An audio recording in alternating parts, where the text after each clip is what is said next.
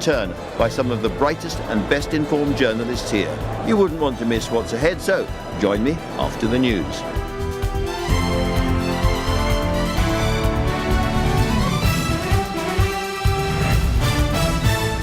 On your radio, on the LBC app, and Play LBC. leading Britain's conversation. This is LBC. From Global's newsroom at 6 o'clock, the Chancellor has hinted at tax rises in November's budget, saying she's facing harsh global headwinds. Rachel Reeves told the Labour Party conference she wouldn't take risks with the economy. The Home Secretary, in her speech, has warned delegates what might happen if ministers don't get control over immigration. They will turn towards something smaller, something narrower, something less welcoming, and the division within this country will grow. Shabana Mahmood says any migrants who want to stay in the country will have to meet certain conditions, like working, paying national insurance and not be claiming benefits. President Donald Trump is hosting Israeli Prime Minister Benjamin Netanyahu for talks on ending the war in Gaza and developing a US plan on post-war governance in the Palestinian territory. The president's told reporters he was confident of getting a deal. A woman's pleaded guilty to playing a leading role in a multi-billion-pound Bitcoin scam. The Metropolitan Police say their investigations led to the biggest seizure of cryptocurrency in the world, worth more than £5.5 billion. Zimin Qian defrauded more than 128,000 victims in China between 2014 and 2017. In the city, the FTSE 100 closed up 15 points at 9,300. The pound buys $1.34 and €1.14. And the LBC weather, windy in Northern Ireland and Western Scotland tonight with patchy rain or drizzle, dry in the south with clear spells and a low of 5 degrees. From Global's newsroom for LBC, I'm Tim Humphrey. This is LBC from Global, leading Britain's conversation. It's 6 p.m. Now, Tonight with Andrew Marr. Good evening and welcome from Liverpool, where at the first day of the Labour Party conference we have seen important new policies. A drive to get young people into work, another imposing new duties on migrants who want to come and live here, against the backdrop of relentless gassing about the direction the government's taking. If there is a simple story here, it's that two people have made Keir Starmer's life a bit easier. The first is Nigel Farage, who with his mass deportation policy has made himself unequivocally the Labour Party's villain and reminded the Prime Minister of why he's in politics. The second is Andy Burnham, who, tilting at Downing Street from Manchester, is widely said to have gone too hard and too fast. There is nothing like a leadership challenge to rally the troops around the leader. My overall view so far: this is likely to be a better week for Labour and the Prime Minister than predicted, but huge thunderclouds are still rolling towards us this autumn, and a little late summer sunshine on the Mersey won't be enough to blow them away.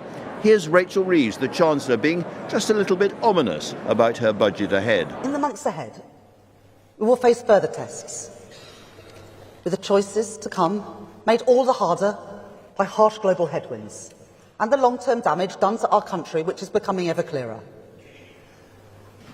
Our first year in power was about fixing the foundations.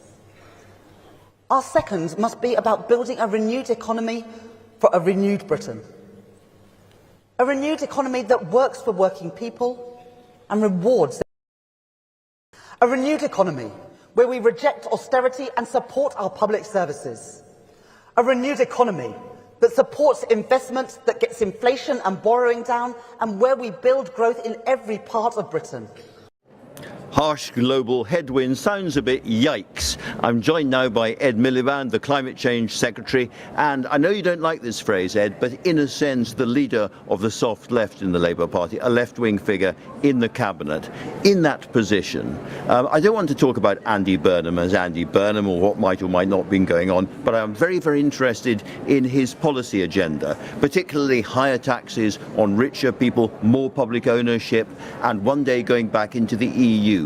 What do you say to those people who look to you for leadership in the party and think of that agenda and say, you know what, we quite like it? Well, you know, it's interesting this because, and I thought Rachel set this out very well in her speech, if you look at what the government has done over the last 15 months, I think there is a strong progressive story to be told. Rachel did raise taxes on business and the wealthy. in her budget last year for the biggest expansion of public investment since the 1970s. Really, and she talked about that incredibly eloquently in her speech. Great British Energy is a new publicly owned energy company, the first for 70 years in our country. And if I can sort of put it this way, not just to say everything's rosy in the garden, but I think what you're hearing this week, you heard it certainly from Rachel, is a progressive story about how we want to change this economy fundamentally so it starts working for working people again. And that is a massive contrast to reform. I talked about the harsh global headwinds comment she made. Everybody knows that at some point you're going to have to raise taxes again in the budget. What would you say to those people listening who say we are really, really scared of what's coming? Look, I understand why people feel the economy and the situation in the country is a very delicate one. What I know about Rachel, and she said that so well in her speech today, is that she won't take risks with fiscal stability because that would put ordinary people's mortgages at risk, it would put our economy at risk, and she'll make fair decisions. And I think that's what she did in the budget last year. I think that is what her commitment is. So look, she said on the radio, I think this morning, don't believe everything you read in the newspapers about all the things I'm supposed to be planning. So let's wait for her budget. But I think she set out her stall very well today. And I think, as I say, it goes to this bigger picture, and I'm going to be talking about this in my speech on Wednesday, which is we've got to understand why Britain has the problems it has. I think it's because for 30 of the last 40 years, we were run by trickle-down economics, the idea that you cut taxes for the richest to help everybody else, and austerity. And that has transferred wealth and power away from ordinary people. And we exist to change that. So we're on a journey as a country towards a different kind of economics. Now, in that context, do you think that breaking the manifesto pledges on VAT or income tax would be entirely fatal to the Labour Party?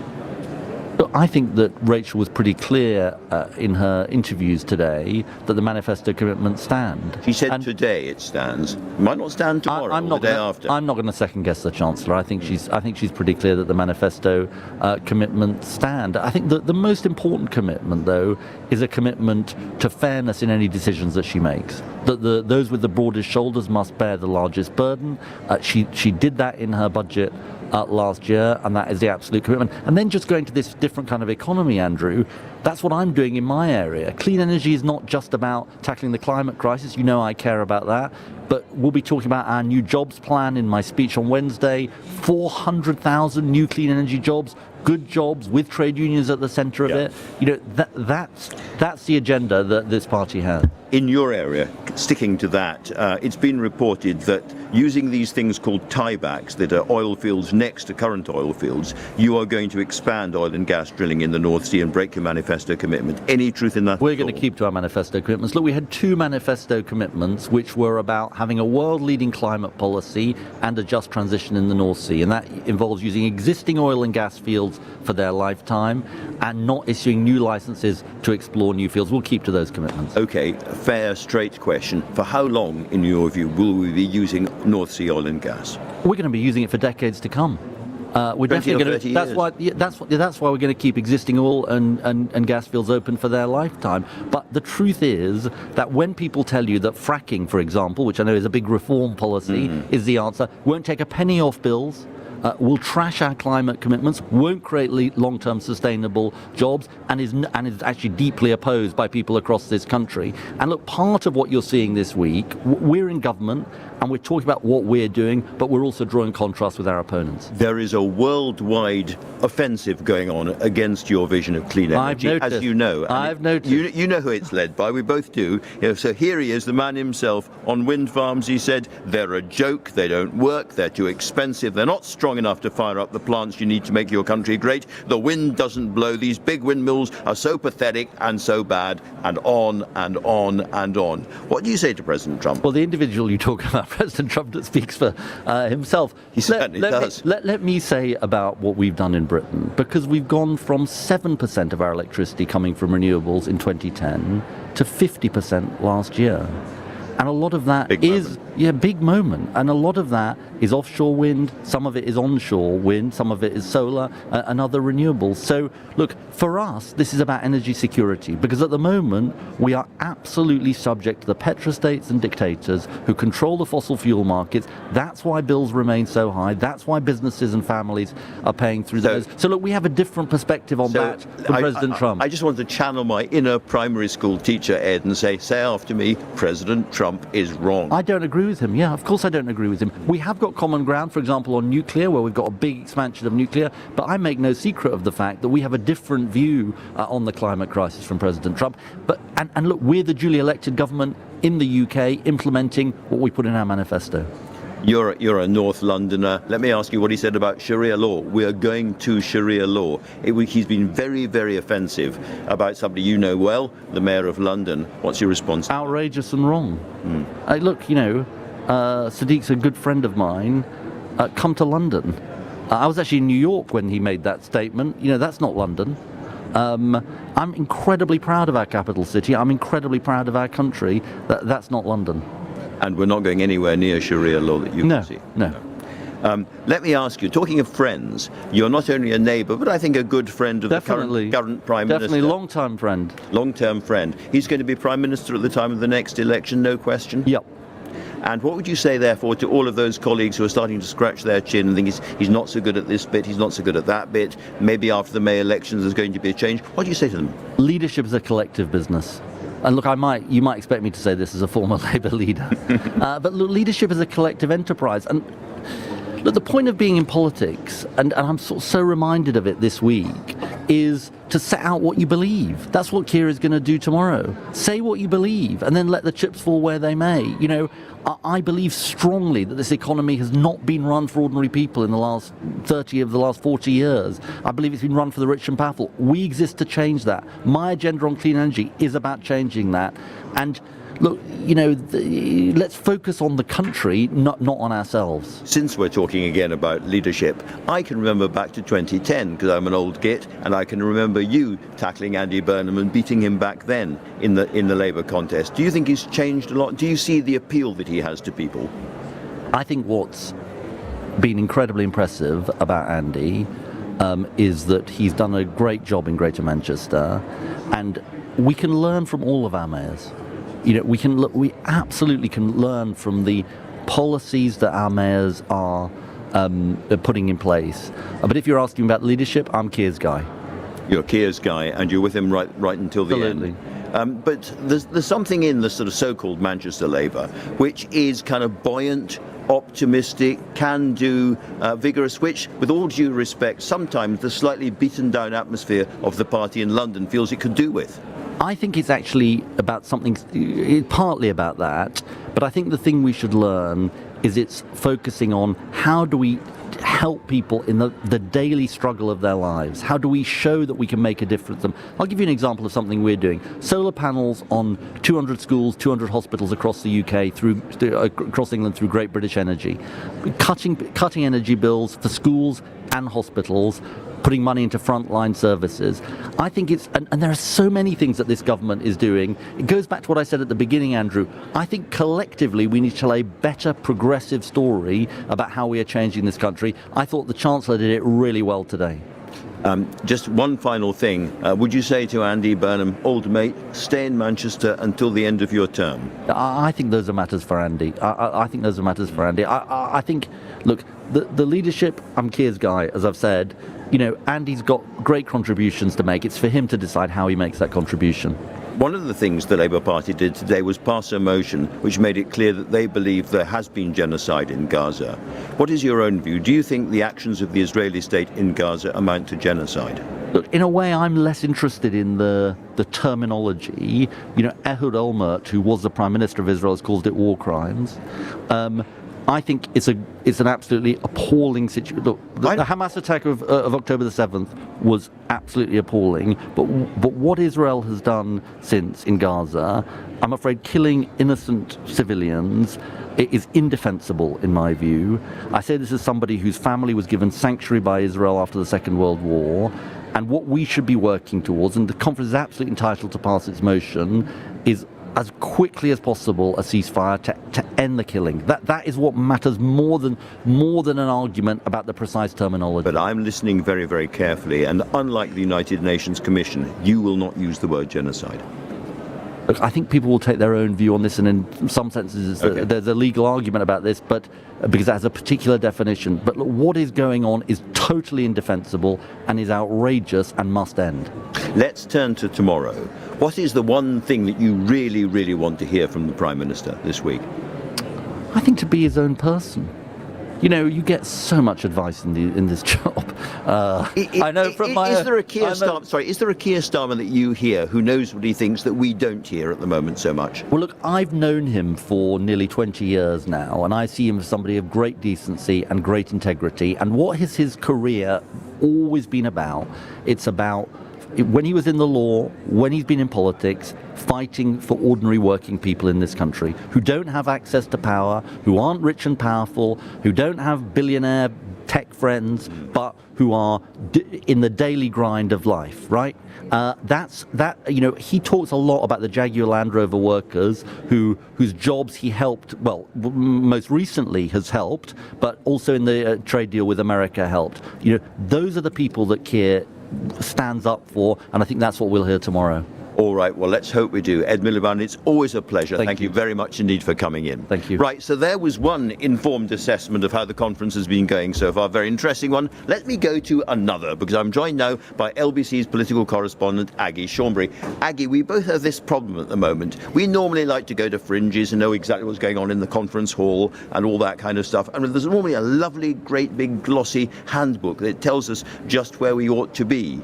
And it's missing this year. It's outrageous. It's outrageous. It's missing. We usually have this big red book which tells us exactly where we need to go. But there was a problem with it this year. And the problem was, on page 3, there was a beaming picture of the Deputy Prime Minister. Only Andrew, she is not the Deputy Prime Minister anymore. So it's too many pictures of Angela Rayner. They had to pulp the whole thing. They had to pulp the whole thing. So basically there was also the reason that there was, of course, this big major reshuffle after Angela Rayner left the government, which made it all out of date. But the Angela Rayner photos, the beaming photos, I think definitely did feature in that. And a Labour spokesperson said after the recent cabinet reshuffle, amendments needed to be made to the conference guide, which has been made widely available on an app. So, Andrew, we're going to have to use that app instead. Back to apps. Let me ask you a little bit more seriously, a bit more widely, about how you think this first day of the conference has gone, because the theme seems to me to be that there are two people who has, in a sense, helped Keir Starmer. I think everyone was saying it would be a disastrous conference for the Prime Minister. No sign of that at all. I think he'll end it in quite a good...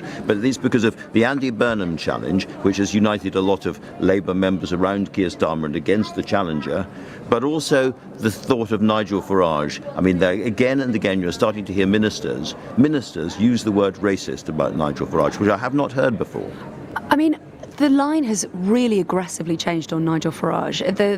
I think someone described it to me earlier as name calling, but they are being very punchy now about Nigel Farage, basically suggesting at least his policies are racist, suggesting he is the enemy.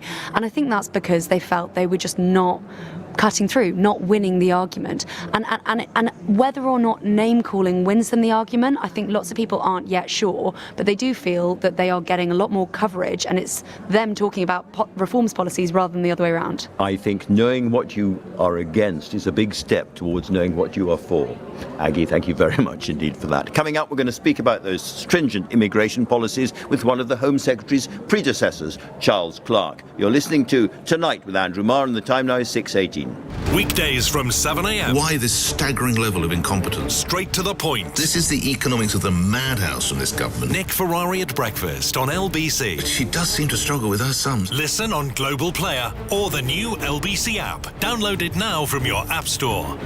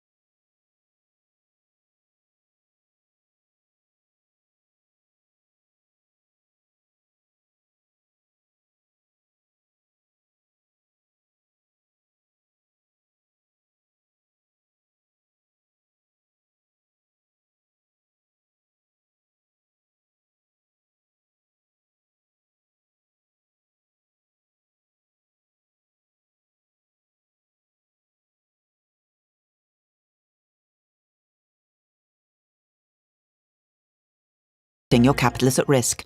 Tonight with Andrew Marr. Watch live on both Global Player and the new LBC app. 6:20. Now, I'd like to dig a bit deeper into some of the tougher policies that we've heard announced today on immigration and on the politics of that. First of all, with our political editor, Natasha Clarke, and our reporter, Henry Riley. Natasha, let me start with you. These were policies which the Home Secretary herself said wouldn't be liked by everybody in the hall.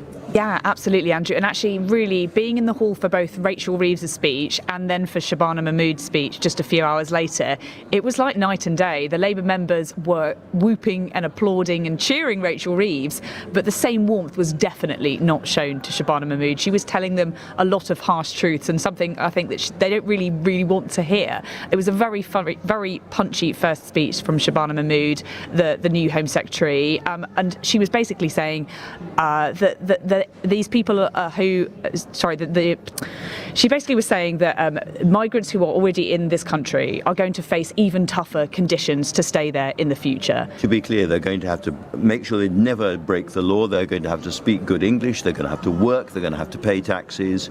Otherwise, they could be deported. Exactly. And doesn't that sound like another political party that we've spent a lot of time talking about on your show, Andrew? We'll come on to that shortly. But overall, two other things I think we have to ask about. First of all, those policies specifically, beyond those ones, she seemed to be indicating there were, as it were, from the Labour Party's point of view, harsher policies still possibly to come. Do you get that impression? Yes, absolutely. And I can tell you now that I've been told this evening that Shabana Mahmood is looking to draw up even tougher rules to combat what Reform have dubbed the Boris wave of migrants, those people basically that came under sort of looser rules after Brexit, basically the people that Boris Johnson allowed to come into the country. 800,000 of them, I think. Even more, potentially even more than up to 3 million people that came over a really long period. But basically Shabana Mahmood, I'm told, is very concerned about this Boris wave and actually could be looking at retrospective action in order to basically change the law for people who are already here in this country to make them wait even longer to get that indefinite leave to remain. Now that, Andrew, is of course going to open up to legal challenges, but the government say that tonight that they are up for that fight.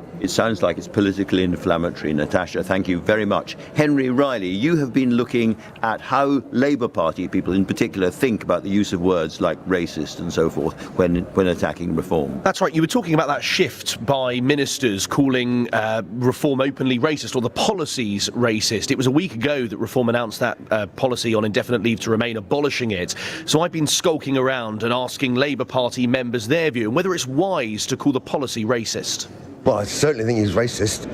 Nigel Farage? Yes, and any statement he says that doesn't refute that with any evidence is nonsense. I think it's always good to talk about principles rather than personalities. I think the principle of what's a racist policy or not, I think has to be named. There's a lot of people who are following his lead, and he creates the itch that he tries to scratch. It doesn't work. So there's the conundrum. You've got those who say he needs to go further and faster, those who say he risks alienating Reform voters, some of whom may have voted Labour at the last election. One person who thinks he is potentially overstepping that line is Lord Glasman, the founder of Blue Labour. I put to him whether the tactic used by the Prime Minister was wise. Labour's moving to a position where it could work very well with Reform. That's just the reality for the Prime Minister. He wants to stop the boats, he wants to deport people, so why not make common cause? Why make these pathetic distinctions? Keir, you've changed your mind, move into the position and own it. And he said it was pathetic to call Reform UK's policy of abolishing indefinite leave to remain as racist. We are into very, very turbulent waters here. Henry, thank you very much indeed. As I was saying, people are talking about Shabana Mahmood as an entirely new kind of Labour Home Secretary, but I wonder if that is absolutely right. Let's talk to one of her predecessors in the role. Charles Clarke was Home Secretary under Tony Blair and is with us now. Charles, great to have you with us. Nice to be here, Andrew. Do you see a clear difference in principle and practice between what Shabana Mahmood has announced today for people with indefinite leave to remain and what Nigel Farage and Reform are doing? I think they're utterly different. I welcome Shabana's appointment. I think she is, in the language that she's described, tough on these issues, and she's right to be. And there's a whole series of policy issues which that shows itself through. These particular things that you're talking about today on how you deal with indefinite leave to remain and what conduct should be required of people to stay in this country, I don't think that's exceptional. For example, saying that people who commit crimes should not be entitled to have indefinite indefinitely to remain, I think that's entirely reasonable. And as I understand it, these policies at the moment would be for people still to come here. It wouldn't be retrospective to people who are here, and it wouldn't affect people who already have settled status. That's what I've heard too, but I'm not inside the actual policy-making process in the Home Office. What about the politics of all of this, Charles? Because Shabana Mahmood has been lauded by a lot of people to the right of the Labour Party, Conservatives and others, and she worries a lot of people inside the Labour Party because she is saying things that the conference here is not used to hearing. Well, I'm not sure that the conference here isn't used to hearing these things. We've had a string of Home Secretaries in government, including myself and my co-Home Secretaries over that period, including Tony Blair, who said very hard things about these very questions. But in your question earlier, you put your finger on it. Boris Johnson, as called out by Reform quite rightly, after Brexit, didn't lead to a situation where migration was reduced. The very reverse. Hundreds of thousands more people coming into the country post-Brexit, and the promise upon which he campaigned for Brexit, that it would reduce immigration, was utterly false. So we're dealing with a different situation, and Shabana, in my opinion, is facing up to that. I might be wrong about this, but it seems to me that if your party does not control the border and doesn't control illegal migration, it's game over as far as the next election is concerned. Well, I don't necessarily accept the game over, but I do accept your fundamental point. For me, the issue about immigration has always been governance of immigration. Can the people of the country have confidence the system is being properly governed? I work to try and achieve that, for example, in getting rid of the massive asylum backlog which I inherited. That's what Shabana's trying to do. The visible symbols of that are firstly the boats coming across the channel, and secondly the use of hostels for hotels for asylum seekers. She has to get those down. Well, here's my hardest question of all, because you must have been observing from afar what this government is facing, which is much, much tougher in many regards to what you were facing back in Tony Blair's day. What would you do about the boats coming over? We've had Smash the Gangs, we've had deals with the French, we've had all these changes to the law, and none of it so far has made a blind bit of difference. Be careful about that. Smash the Gangs is very important. It wasn't given priority under the previous governments. It is being given priority, and that is a key element in the whole process. We had a totally isolationist position under Brown and Truss and under Johnson and Truss and all of those. We've now got agreements with France, small scale at this stage, but those are the means to deal with it. And my prediction, if I can make a prediction, is that over the next year you will see the boat numbers coming down. I think it's fair to say we've always been straight talking. What is your view of what Andy Burnham is doing at the moment? Self-indulgent. I mean, he was one of my junior ministers. He was okay as a junior minister. I think he's doing a good job as the Mayor of Manchester by all accounts. Do I think he's up to the job of being leader of the Labour Party, or certainly the job of being Prime Minister? It's laughable. He doesn't have the capacity to do those things. He has no route, as he said himself, to doing it without becoming a Member of Parliament. And I think it's a self-indulgence which is completely unwarranted. Tell us what you really think. What about Shabana? You were lauding her. Yeah, I'm not talking about a leadership challenge now. I'm not talking about Keir Starmer's position. But in your view, is she the kind of person who might be a leader of the Labour Party, might be a Prime Minister one day? There are quite a number of them who could be, and she's amongst them. But the key point is the stability of our politics. Contrary to what Nigel Farage and Elon Musk say, we will have a general election in 2028, 2029. There won't be something before that. There's a large majority for the government. There are no circumstances I can envisage where that'll change. I equally believe there are absolutely no circumstances, Ed Miliband just told you a second ago, where Keir Starmer will not lead that Labour Party into government in that time. So we have a period of 3 or 4 years stability in Britain. France doesn't have it, Germany doesn't have it, and even America doesn't have it. It's a great advantage. Our challenge, the challenge which I thought Rachel dealt with very effectively today, is also to achieve economic stability. We haven't achieved that so far. We haven't made the progress that we would like to have made, but that's the next big challenge, and the budget is the next big moment for that. But that's how politics should be seen, and who's in, who's out. It's beneath you, in a sense, Andrew, as the distinguished political commentator that you are. It's hard to avoid. It's hard to avoid it. It's not that hard. It's not hard aren't that hard. You could say, challenge all these try things are a harder. load of... All right, No, try harder. I think of Harold Wilson's famous moment when he said, "I know what's going on. I'm going on." Absolutely. We're all going on for now, but thank you very, very much indeed, Charles. Thank you, Henry. Thank you, Natasha. Fascinating. Now, how is this conference and this government being seen on the right of politics as they attempt to win over voters looking towards reform? We're going to talk about that with the former Conservative Cabinet Minister, Lord Michael Gove. But first, time now, 6:30, and Tim Humphrey has your news headlines. The Energy Secretary has told LBC the Chancellor won't be making any decisions that would risk the country's financial stability. Rachel Reeves warned the Labour Party conference that she's facing harsh global headwinds. Donald Trump's sitting down with Israel's Prime Minister as the White House suggests a deal on Gaza is very close. The two leaders are thrashing out a 21-point peace plan. Partial production will resume at Jaguar Land Rover in the coming days. Managers are promising a phased restart after the cyber attack at the end of last month. LBC weather, wintry in Northern Ireland and Western Scotland tonight with patchy rain or drizzle, dry in the south with clear spells and a low of 5 degrees. LBC This Morning on Nick Ferrari at Breakfast. Delighted to say I'm joined by Chancellor Rachel Reeves. I can see just how rattled the government is by reform. Let's start with the idea heard from the Prime Minister yesterday that if you have concerns, that if you are supportive of some of Reform UK's immigration policy, well, you're supporting a racist policy. How could one support a racist policy and not be racist? You can support the Reform Party and not be that racist. policy. I'm going to just concentrate on the policy itself. Well, no, I'm the only policy thinking is what a the Prime Minister racist. said yesterday. Well, he said it was a racist policy. I know, but how can you support a racist policy and not be racist? That's the bit I don't get, Chancellor. Well, do people support that policy? I'm not sure many people do. Nick Ferrari at Breakfast. Back tomorrow morning from 7. Listen on your radio, on Global Player and the new LBC.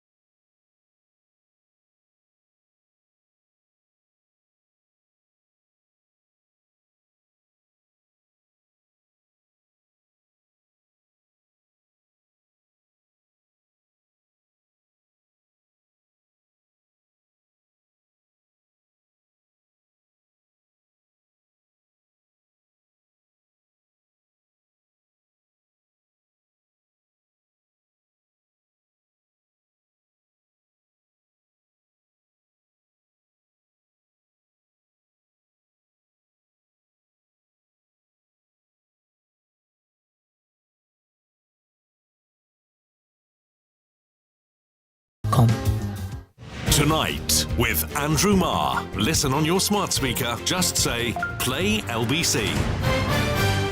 6:33. So we've been talking about the most dramatic conference speech so far, I think, which was from the Home Secretary Shabana Mahmood, with a much tougher regime for people who want settled status here as migrants. And that worries a lot of people on the left of politics, but it has brought her the admiration of, well, among others, my next guest, the editor of The Spectator, former Tory Minister, Lord Michael Gove. It's been a very long time since he last attended a Labour Party conference, I thought. So how's he finding it?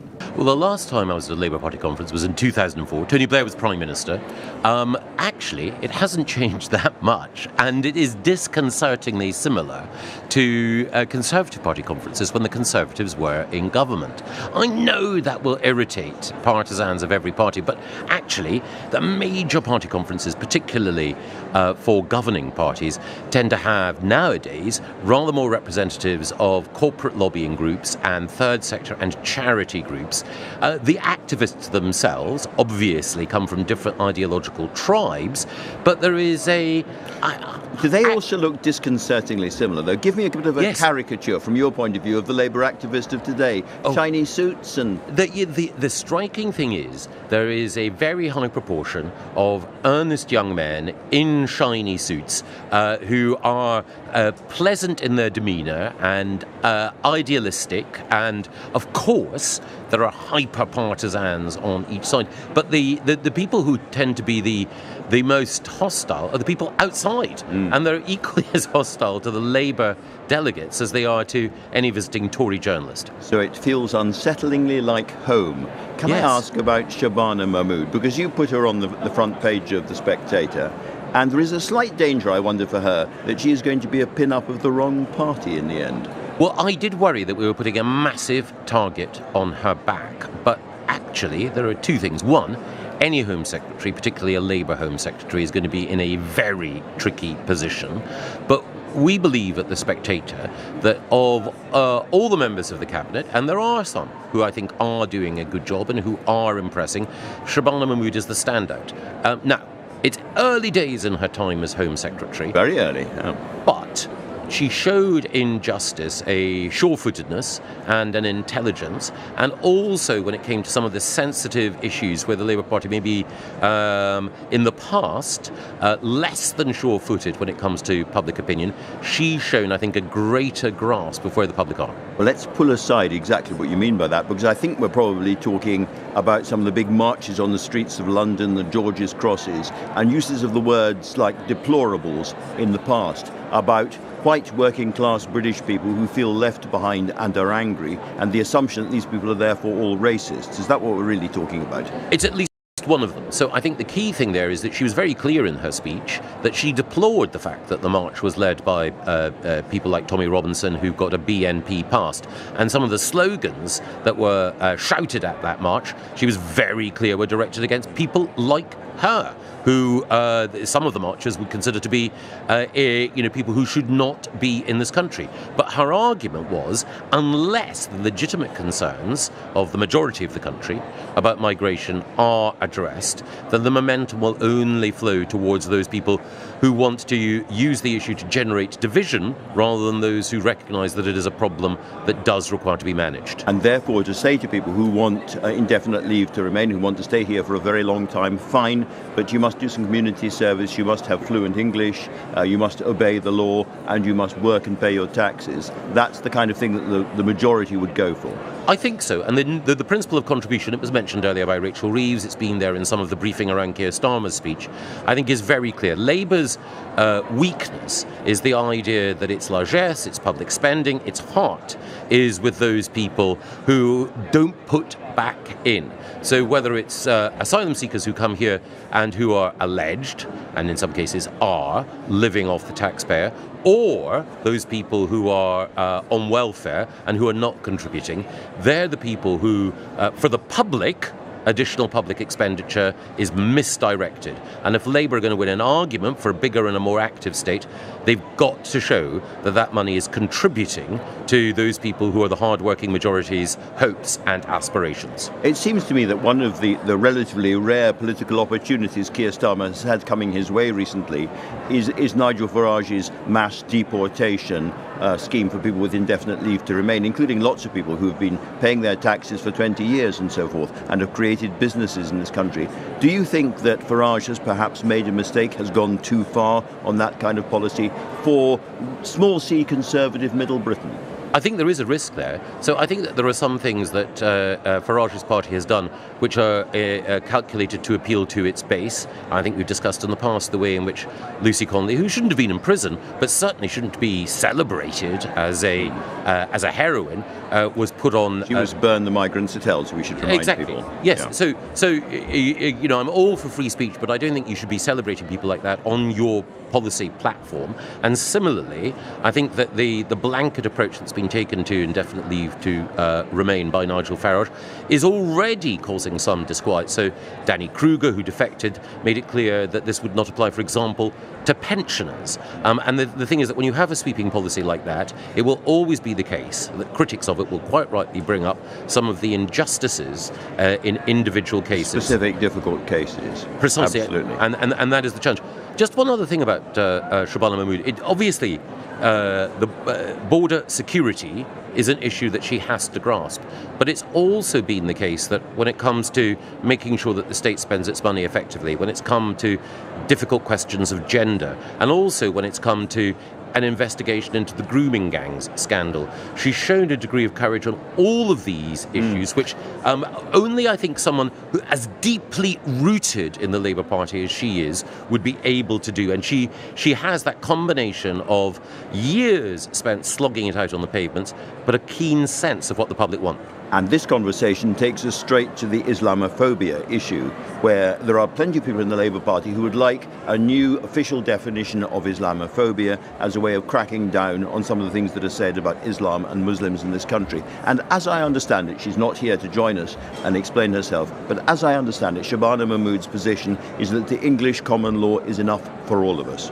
Well, I would agree with that. And I think it is undoubtedly the case that there are hateful things that are said, and sometimes said with the intention not just of provoking, but actually encouraging and facilitating violence. But I think it is exactly the case that if someone uses language which is designed to incite people to violence, the law is there and can be used. And I think that an attempt to create this definition would be construed as an assault on free speech.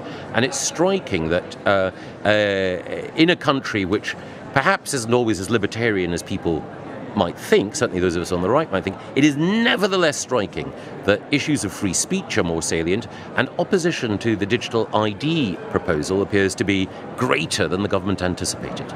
Yes, I'm really interested in that latter issue, because it does seem to me that one of the pull factors for Britain in terms of migrants coming here is that you can come here and you can work very easily in the black economy or the grey economy and send money back with nobody checking on you. And we are unusual in not having a digital ID card system. And the days when, we give so much of our information to Tesco's or whoever it might be, often to big American multinationals, you would have thought that the public attitudes had changed more fundamentally than perhaps they have. Yes, and I think it's striking that the resistance or reaction to it, and again, it's an ongoing debate, appears to be driven by a particular distrust of this government. So I think that there's a sense in which this argument is not being made entirely in good faith. Now, I sympathise, because it's always difficult for a government when they're on the back foot to win an argument from first principles for a policy change, because people look at it through the perspective or the prism of what they consider to be a party's attempt to try to wrest the agenda back. Final quick question, if I might. You are here in a kind of non-partisan capacity. You're a former Conservative cabinet minister. Do you think, after all the mistakes of the first year, that things are recoverable for Keir Starmer? Oh, they absolutely are. It's always recoverable for a government that has a big majority in 3 or 4 years. What the government needs to do is to show agency and focus. So it is recoverable. Now, no one in the Labour Party at leadership level, I think for a moment, is underestimating the scale of the challenge that they face.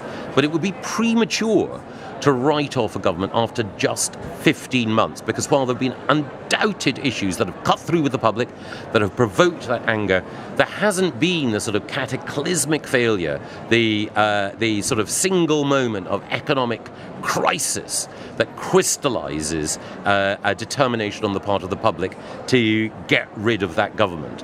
But at the moment, there's a lot to do. No poll tax as yet. Michael Gove, always really interesting to talk. Thanks very much indeed. We've talked a bit about Gaza so far. Let's talk about Gaza a bit more, because President Trump's hosting the Israeli Prime Minister Benjamin Netanyahu in the White House this afternoon, and there are hopes of a long-awaited ceasefire deal there.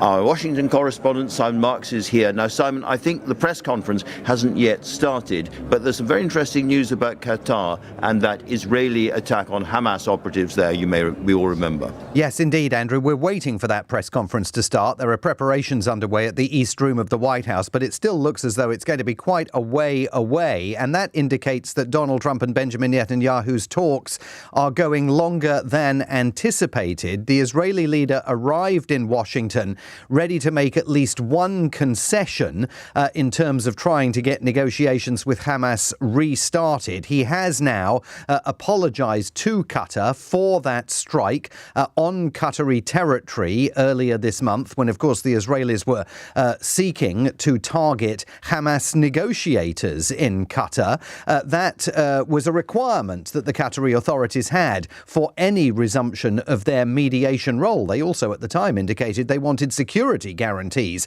from Israel, a promise that it would never, ever happen again. So it looks as though Benjamin Netanyahu has offered them that.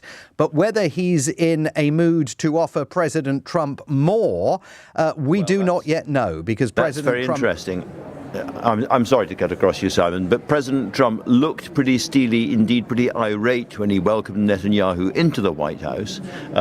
Now, he's been talking again about his expectations of hopes for a quick peace deal. He talked about the same thing in Ukraine for ages and ages. That never happened there. But are there signs, genuine signs, that Trump is losing patience now with Netanyahu? Well, I think there are signs that Trump is losing patience with both the crisis in Gaza and the crisis in Ukraine, and he wants these things wrapped up. So he's presenting to Benjamin Netanyahu an ultimatum in this meeting. He's developed this 21-point plan that would see a ceasefire taking place, Hamas releasing all its hostages, Israel then freeing Palestinian detainees, all of that taking place in a 48-hour period, then an Israeli military withdrawal, the creation of this provisional authority, all of these rumours that Tony Blair might head that up in an effort to reconstruct Gaza, to get humanitarian assistance in there, and really to put the situation back on a path to a possible two-state solution. But the difficulty that Donald Trump's going to face with Benjamin Netanyahu is Netanyahu's own cabinet. You know, he's got far-right members of his cabinet that are implacably opposed to that. So whether he is ready to give Trump the win that he wants today is very uncertain. Simon, you've been around for far too long to answer questions like this, but in your waters, do you think we're just about to hear a really big moment in the story of Gaza? I mean, I think it really depends on whether Donald Trump can persuade Benjamin Netanyahu to side with his view of the future, or the view that Benjamin Netanyahu has previously stated, that the two-state solution is dead, that we're never going to see an independent and sovereign Palestinian state. And that is asking Benjamin Netanyahu to travel a very long road during the course of just one meeting. All right, Simon Marks and his very wise waters, thank you very much indeed for talking to me. I'll be joined by a top-notch panel next to pick through the biggest moments and get the latest gossip from Liverpool. Time now, 6:47. Coming up at 7, Ian Dale leading Britain's conversation. Next on LBC.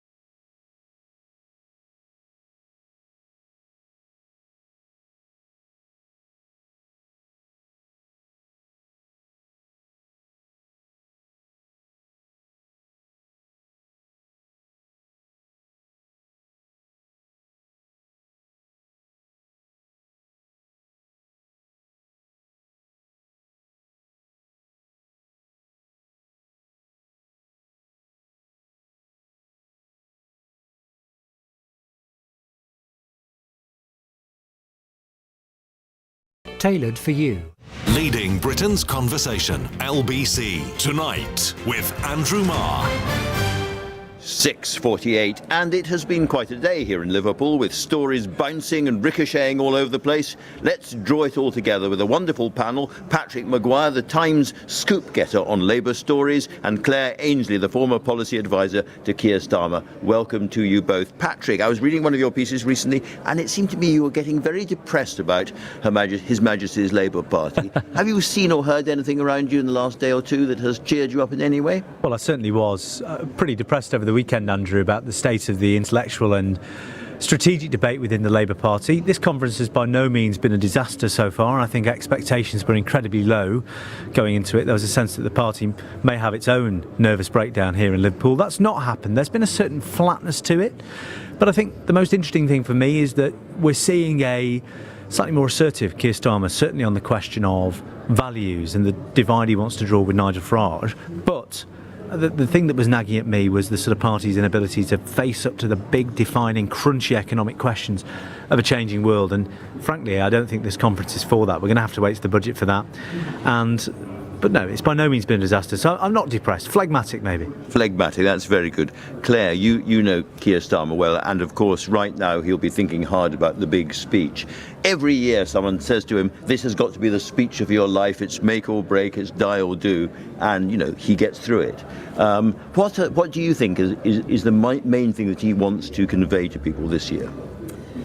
I think he's in quite a feisty mood from what I've seen, and he's usually pretty good when his back's against the wall, and it is against the wall right now for sure. Yes. And I think the mood of the conference is actually quite focused. There isn't the kind of actually the scoop getting and the sort of fallout. So it's disappointing for Patrick and his colleagues, but actually from the point of view of the country, actually there's been a steadier conference than we might have expected. So I think what Keir has to do tomorrow is really face the country and tell a very clear story. I think what people are feeling so anxious about is they understand that government can't fix everything in their lives, but they will want to understand what the plan is to sort out the difficulties, and I think he's got to be much clearer in facing the public. There was a very interesting line, I thought, in Shabana Mahmood's speech when she said that, a lot of the people, presumably the ones marching on the streets of London behind Tommy Robinson included, just felt that sort of life was spinning out of control. They no longer had no agency, they had no grip on things. It's that kind of anxiety that he needs to address. It is, and I think people are pretty realistic about what they think the problems are. They don't expect government to fix everything, but they do expect their leaders to come forward and tell them what it is that they're doing about it and how there is a plan to make things better. So people don't want to be told there's a plan. They want to say, what are the actual milestones? What are we going to see? Show it to us. They don't want boosterism. They don't want falsely to be told that things are all right, but they want to be heard, their pain to be felt, particularly on costs. Paddy, which of these two has been more helpful to Keir Starmer this week, Nigel Farage or Andy Burnham? I think Andy Burnham, undoubtedly. I think there's still a big question about the substantiveness of Labour's response to reform. It clearly won't be enough to throw around words like racist unless they have a big economic offer as well to the country. But Andy Burnham has done something remarkable in the past week. He's united the Parliamentary Labour Party, albeit not with much enthusiasm, around Keir Starmer's leadership. It's clear that he overplayed his hand, unintentionally or not, last week. And whereas we might have been having detailed discussions about the future of Keir Starmer's leadership at this conference, it's clear the party, for now at least, and for now may mean 2 months, it may mean 6 months, it may mean a year or longer, but we're not having that discussion now because I think Andy Burnham has clarified that for now there is no alternative to Keir Starmer. There is no alternative to the Cabinet and the Parliamentary Labour Party and the broader Labour movement trying to make this government work. And that really was the most damaging thing for Keir Starmer. Yes, obviously the electoral position in the country is bad, but more destabilising was the sense the party wasn't behind him. And for now, thanks to Andy Burnham, it is. It's funny how these things turn out. Let me ask you a little bit about Starmer himself and the kind of approach he's got. I thought it was very interesting today. The Chancellor of the Exchequer had very, very little to say, really, in terms of concrete new announcements. It's all hanging back for the budget, but lots and lots of anti-Tory rhetoric about the past and lots of promises of regrowth. She got a very, very good response from an absolutely crammed hall. And yet Shabana Mahmood, with much more weighty policies and a much bigger change of direction, relatively sparse hall, and although she's got her big supporters in Blue Labour and Michael Gove, who was sitting in that chair a little while ago, in the hall, much less support. Yeah, hang 'em and flog 'em is not the soft underbelly of the Labour movement. Certainly not the Labour movement as it turns up at this conference, I don't think, and the delegates who packed the hall. And that may be a bit of a caricature of Shabana Mahmood's speech, but it was tough lines on law and order, and that isn't necessarily... Well, there's a big Labour tradition of that sort of thing, but it is not necessarily what the membership wants to hear. Whereas Rachel Reeves was talking in very Brownite language about the choices only a Labour government will make. So I'm not surprised by that response. Whether they'll be saying the same about Rachel Reeves after her budget. I don't know. But, I was actually having this conversation with another minister today. If Rachel Reeves passes a big tax rising budget, lots of people in the city and the markets might not be happy, but I think Labour MPs will be quite happy to wear it. I'm sure that's right. Claire, Keir Starmer arrived in Liverpool having lost yet more of his staff, including Steph Driver, his long-term communications aide, and many more. There's been a steady exodus of people from Downing Street really very early in the government's lifetime. Do you think Keir Starmer has a problem with holding people around him, and if so, why? There's clearly been big changes in personnel. I would say that I now work for American think tank Progressive Policy Institute, and they are always giving us wise counsel to say that this is very typical when parties go from opposition into government, and they use the example of Bill Clinton, who said his approvals about a year in were really low. He'd taken in his campaign manager as chief of staff, then did a big change in staff and set himself on the road to government. So I absolutely accept that the staff changes have not been what Keir would have wanted, I'm sure. But I also think that some of this is about Labour understanding what it means to be in government. And actually, some of these staff have been serving for 4 or 5 years. I'm not surprised that some of them are bowing out at this particular moment. And I just wish the team well, because the country needs it to be a strong team. Very, very well said. Paddy, I think underlying all of this, there is a fundamental question, which is, on the one hand, Labour has another 3 years plus, plenty of time, big majority, and I think most people would agree, around the cabinet table, lots of very, very talented and eloquent people who can do the job. The question is, does that matter? Is that what we should be focusing, or is it constant evidence that there is something wrong at the top of the machine? In other words, cabinet ministers, I'm sure you pick up the same thing, feel they're not given enough credence, they're not listened to enough by Keir Starmer, they're not having enough influence on the way the government's going, and a general sense of sort of stroppiness right at the heart of the government. Which of those things is going to prove more important long term? Well, look, if the stroppiness continues, who knows what stroppiness looks like in 3 months, 6 months' time? And if the cabinet are already inclined, I'm sure as we both hear, to question Keir Starmer's political chops and his engagement with the very stuff of politics, that is not, and griping is the stuff of political journalism, but I sense something a bit more profound.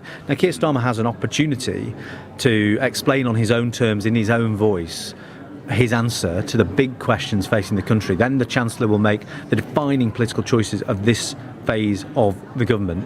And if they can't get through that, I suspect that griping will become something rather more serious and maybe something more practical.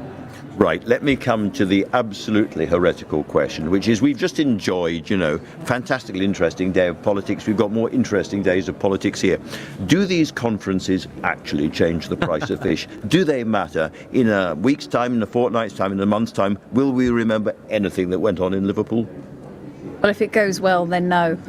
So that's what the Labour Party is sincerely hoping, Patrick. I would sadly agree with Claire. Unless something disastrous happens, the best Labour can hope for is that they get through this without incident. And thus far, by the way, to give them credit, it looks like that's what's happening. Really, really interesting. Thank you both very, very much indeed. It has been an absolutely fascinating day. And stay tuned now, but stay tuned also tomorrow, because we have got a very, very big day ahead of us of politics then. I will be back with you, of course, still in Liverpool. If you've missed anything of today's show, shame on you, but you can listen back on Catch Up on the LBC app, where you can stay up to date with all the latest news and opinion. You can put your news categories in the order you want them. You can pause, you can rewind live radio, lucky you, and you can listen to a range of podcasts. So download the official LBC app for free from your app store now. Coming up at 10 on LBC, it's Ben Kentish. But right now, it's time for Ian Dale. Thank you very much, Andrew. We're live in Liverpool at the Labour Party conference, where Rachel Reeves warned that she's going to have to make some tough decisions in her November budget. Indeed, she appeared to more than hint that Labour's election pledges not to put up income tax or national insurance may have to be junked. When did putting up taxes ever solve a financial crisis? And if she really does do that, doesn't she play into the hands of her opponents? On Cross Question at 8, Skills Minister Jackie Smith, Higher Education Trade Union Leader Joe Grady, and political commentator Michael Crick. And at 9, this whole conference is wrapping itself in the union flag. Is it really a wise strategy to take on Nigel Farage on his own turf? Surely our politics should be about ideas and issues rather than flags. on your radio, on the LBC app, and Play LBC. leading Britain's conversation. This is LBC. From Global's newsroom at 7 o'clock, the Chancellor has given a hint tax rises could be part of her budget in November. During her speech at the Labour Party conference, Rachel Reeves warned harsh global